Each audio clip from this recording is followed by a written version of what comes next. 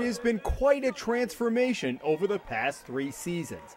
The Hope High School wrestling team began the year confident it would be in the hunt for a Division II title, something that was unthinkable just a few years ago. I started wrestling my freshman year, first season, first practice I was in. Junior Xavier Lopez is one of the big reasons why, as 2 years ago he started to bring others at Hope in to build a team. The wrestling team was basically nothing before we came here. It was just a group of kids that came to just basically hang out, and we received new coaches, and then we came in and we built the team up from the ground up. But last summer, Xavier and teammate Jonas Zhang, who were both involved in ROTC at Hope and wanted to go into the medical field, were accepted to the Rhode Island Nurses Institute Middle College, a brand new charter school located on the 4th floor of this building in downtown Providence. The school is aimed at those wanting to become nurses. In the boys' case, military nurses.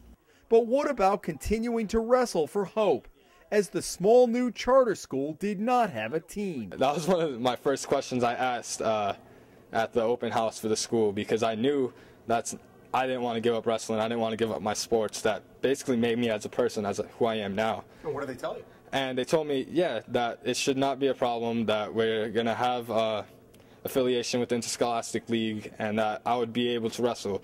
But just as the season began, the Providence School Department administration told Xavier and Jonas they couldn't wrestle for Hope because of where they lived in the city, even though they had attended Hope for 2 years. The department pointed to a Rhode Island Interscholastic League rule that talks about a student's feeder school, based, it said, strictly on address. And that means Xavier, Hope's captain, has had to watch a team he helped build from the sidelines, seeing opponents he beat last year win their matches. Jonas has faithfully taken pictures at each of the meets, also barred by the league from wrestling for Hope. You see the season ticking away. How has that been for you?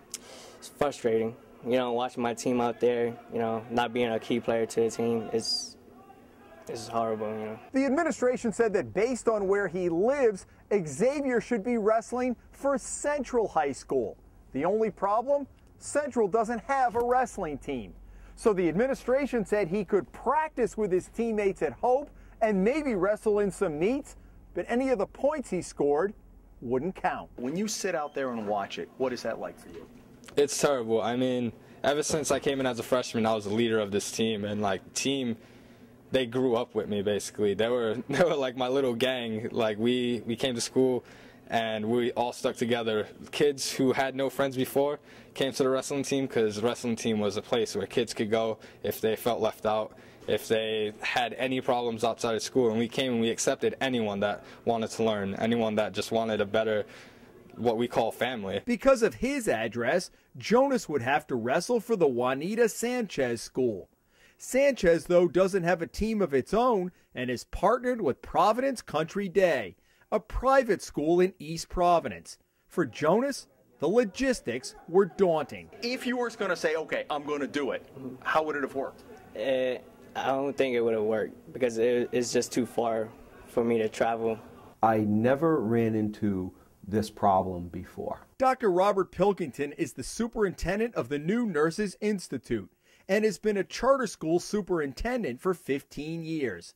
Pilkington wrote an impassioned letter to Providence School Superintendent Susan Lucy in December, saying the decision made no sense.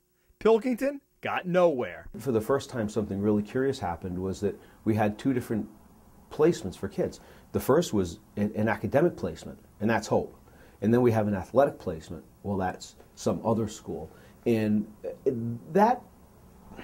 there's no one that I've talked to that besides the people who were looking at interpreting and enforcing their own rules, the reasonable man on the street, no matter who they were, whether they were board members, friends, parents, other teachers in the building, everyone said that there was something wrong with this. There was something inherently and terribly wrong with the decision. The superintendent's office closed ranks after the Hummel report began to investigate last month, and coaches and administrators were told not to talk publicly with us about the case.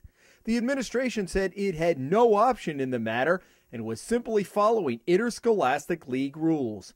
Superintendent Lucy refused our repeated requests for an interview to talk about the case. Pilkington says Lucy and the district's athletic director, Andre Thibault, dropped the ball initially by not going to bat for the boys with the Interscholastic League and looking beyond an address on a piece of paper. I would be loath to state that as the superintendent of this district, I did not have complete authority and control over student placement within this district, and that it could be dictated by an outside entity. And that's what happened. Essentially, that is what happened. It's a funny business that we're in, and it's a very personal business that we're in. But we do have rules that are specifically designed to keep things on a level playing field. Tom Mezzanotte is the executive director of the Rhode Island Interscholastic League. He says the so-called transfer rule used in this case is aimed at keeping students and coaches from arbitrarily picking and choosing where kids play sports if they go to another school. If they decided in mid-year, you know, the charter school's not for us. We really don't want to be here. We want to go back. They wouldn't go to Central or Sanchez. They'd go back to Hope. So why is Hope not the feeder school in the league's eyes? Because the Providence School Department stipulates what the feeder school is by the address that they live at. We leave that to the school department to determine where that child will attend. But in this case, you're telling the kid, you can't wrestle for Hope. Central is by your map where you wrestle, but I'm sorry, they don't have a team. You can wrestle for them, but we're not guaranteeing you anything. What would give that kid incentive to continue? And in fact, it's been a disincentive because he's gone to meets, and people are like, well, I'm sorry, you know, we were all committed, and you're not on a team, and we don't have. And so he gets in shape, and he has nobody to wrestle. So what you're talking about is a unique circumstance. 2 weeks ago, after we began investigating, Pilkington sent this letter to the superintendent, saying he was not going to be silent any longer and intended to talk with us for this story. Within hours, Mezzanotte contacted the school department, suggesting the boys come in for an emergency waiver hearing. So Jonas and Xavier arrived 2 days later, and after an hour-long meeting behind closed doors at the Interscholastic League offices, were granted a waiver to wrestle at Hope.